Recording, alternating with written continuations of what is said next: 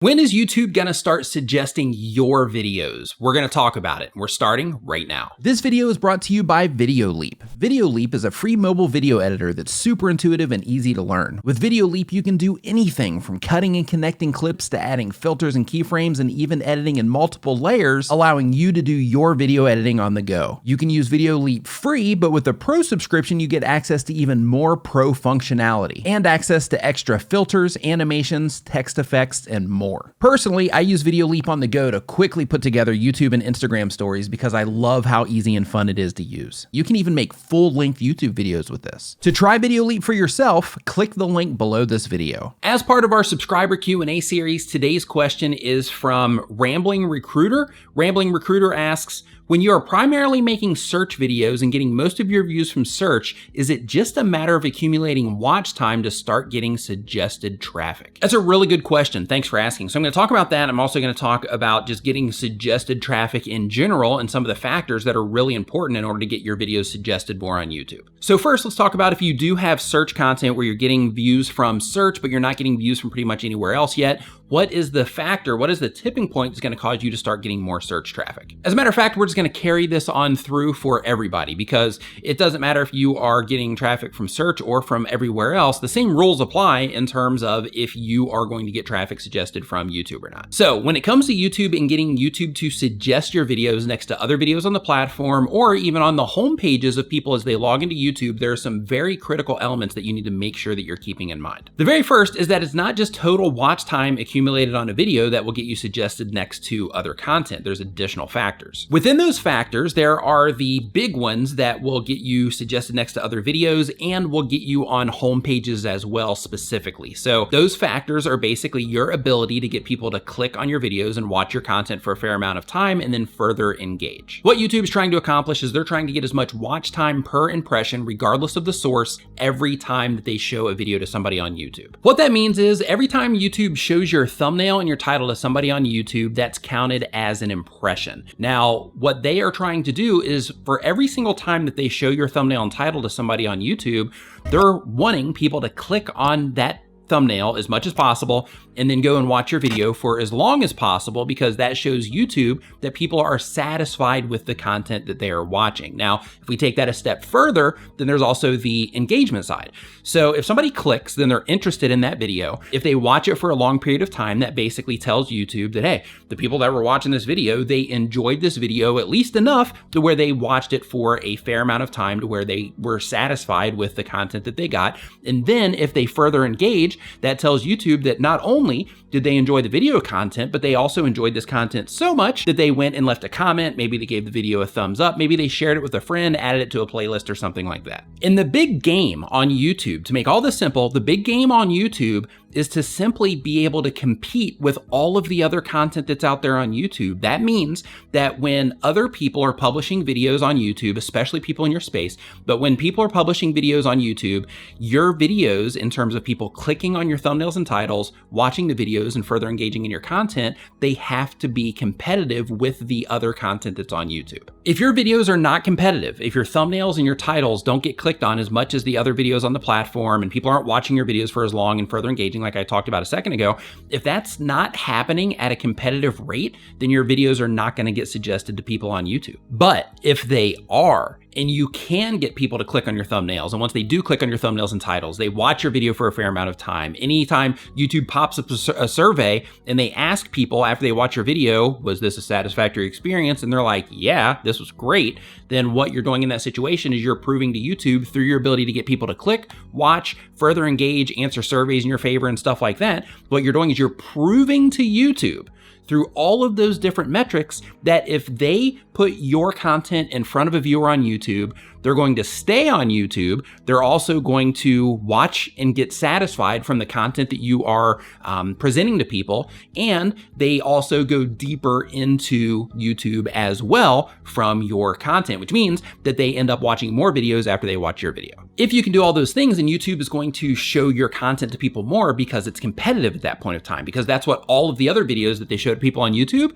that's what they do. Now, one disclaimer that I want to make here before we move on is that satisfaction thing is really important on YouTube. So you might think that, hey, in order for this stuff to work out, for the watch time per impression, all that, then I need to make sure that I have videos that are like 10 minutes long or something like that. It's not the case at all. You can crush it with videos that are 1 minute if it's competitive for the space that you make content in. A really good example of this is a channel called Lucas the Spider, where they have just incredible thumbnails. The animations are great, so good. In fact, they got a TV deal from it, all with really short content. But how that works is on YouTube side, when people respond at a super high rate with the thumbnail, even though the videos are short, people are still coming in and they're completing the videos, which then shows YouTube, hey, people are enjoying this content enough to complete it. And then the content itself is entertaining, so then people start clicking on the other thumbnails that have Lucas the Spider on them in the sidebar, which then starts the entire chain of a trap where people go in, they watch one video after it's presented to them on the homepage, and then after it's presented to them on the homepage, they click on it, they come in, they're watching that video, they're clicking on the other videos in the sidebar, and then they just get caught in the web, see what I did there, of Lucas the Spider content. Now, of course, there are other factors involved. So YouTube also says in the YouTube Creator Academy,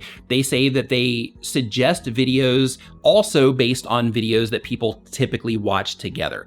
So as an example of this, let's say that people typically watch video A, and then when they're watching video A, YouTube continually recommends a particular video in the sidebar and people respond to that a lot. Then what's going to happen is that video is going to end up going into that next up spot, and then people are going to be continually watching these videos together, which is going to solidify that relationship between videos, which will keep them being shown together for quite some time. YouTube also mentions in the YouTube Creator Academy that they also show videos next to each other that are topically related. So what that means is when you're writing your titles and when you're making your content, it's really important that it's super clear what the content is actually about. Because if you have content that is about a particular thing and people respond to that content in terms of clicking and watching it and engaging like we talked about earlier, then you're massively increasing your chances of YouTube showing your content next to other content like yours that continually gets a lot of traffic that can also bring more traffic into what it is that you're doing, again,